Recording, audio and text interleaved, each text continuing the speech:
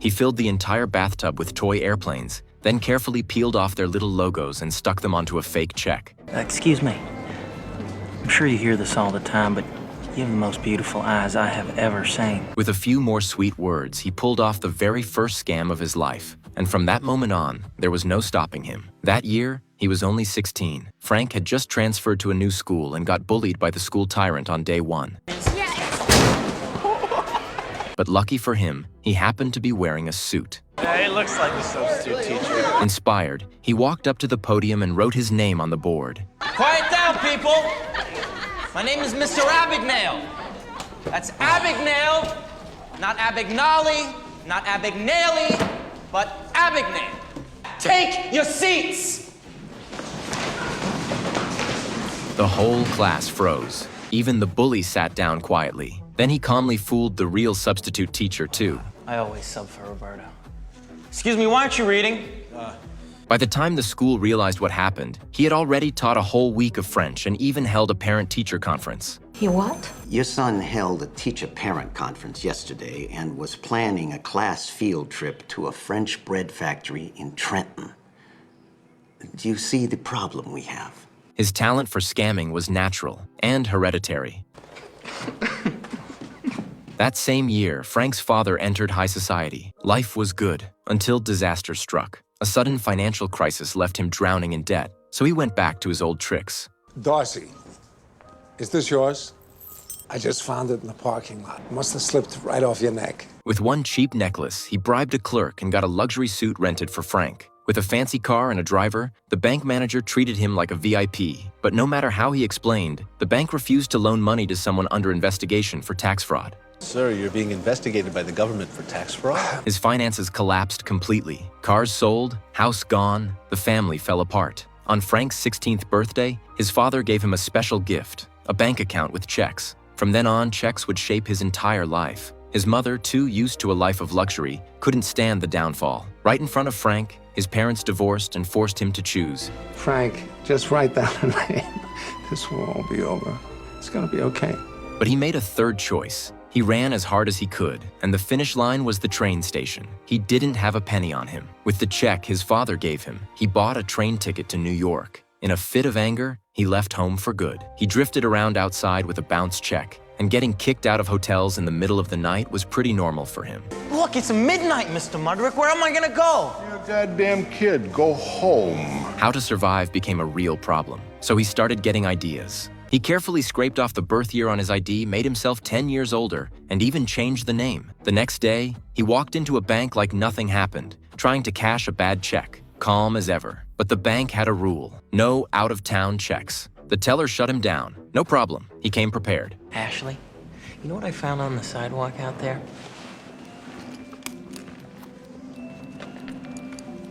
The classic lost necklace trick. His dad's go-to move, and it usually worked. But this time, bad luck. The bank manager could tell something was off. There's something I can help you with, son. He tried a few more banks, failed again and again. Then one day, he saw something on the street that sparked an idea. Pilots. A job with status, respect. People don't question you. So he made a bold decision. He pretended to be a student, walked straight into an airline like he belonged there, doing research. And the supervisor, way too confident, handed him an expired pilot license. That was all he needed. With that, he called and ordered a full uniform. And just like that, he turned into a young hotshot pilot, the coolest guy on the street. Smooth, charming, unstoppable. Using that new identity, he went back to the same bank and cashed the check successfully. The manager was suddenly super friendly.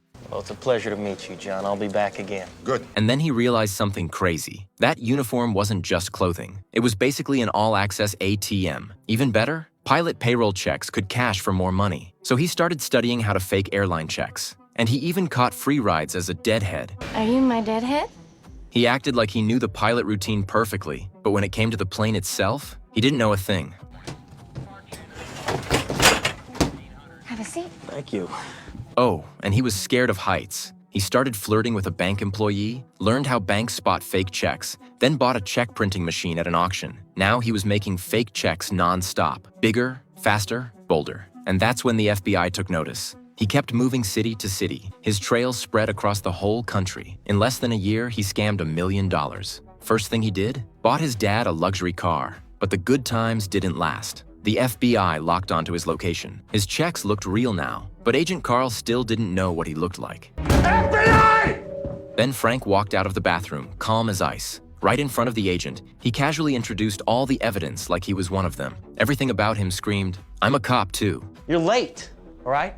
My name's Alan, Barry Allen, United States Secret Service. Your boy just tried to jump out the window. My partner has him in custody. I don't know what you're talking about. Carl demanded ID. Frank instinctively handed over his wallet. Carl was about to open it, and Frank instantly pointed out the window. "That's my partner, and that's the suspect." But it was just his neighbor. Hey, Murph, yeah, call the LAPD again. I don't want people walking through my crime scene. Carl's suspicion faded, and Frank, holding the so-called evidence, walked away like he owned the place. Wait. Your wallet. You hang on to it for a minute. I trust you.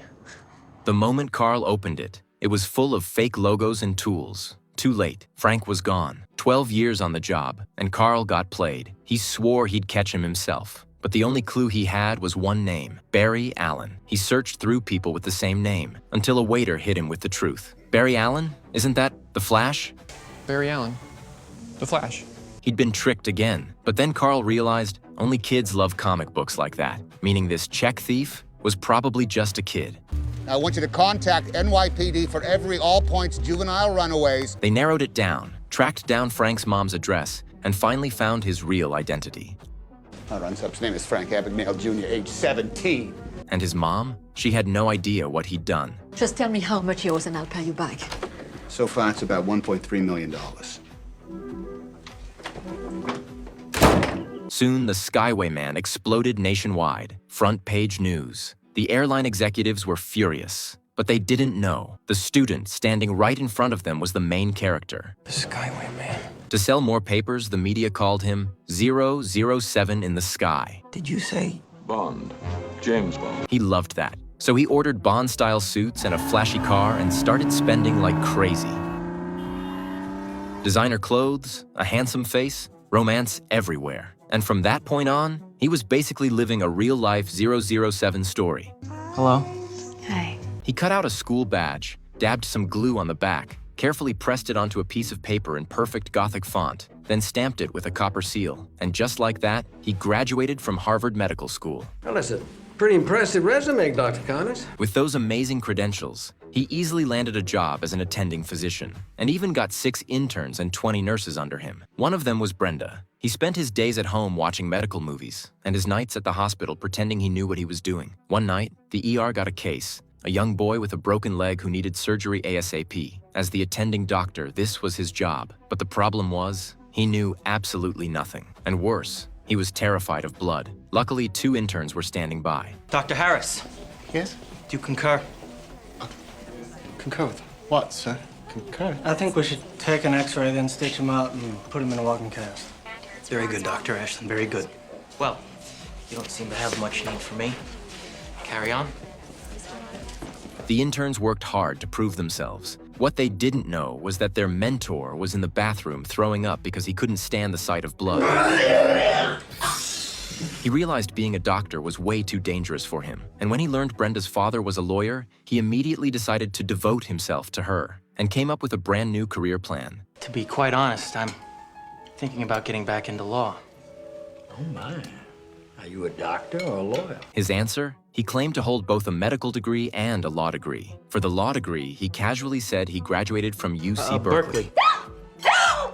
Which, coincidentally, was also Brenda's father's alma mater. A doctor and a lawyer? Brenda and her mom felt like they struck gold, but her dad wasn't convinced. So he tested him, asking about the name of an old professor's dog. Frank's brain went into overdrive. I'm sorry.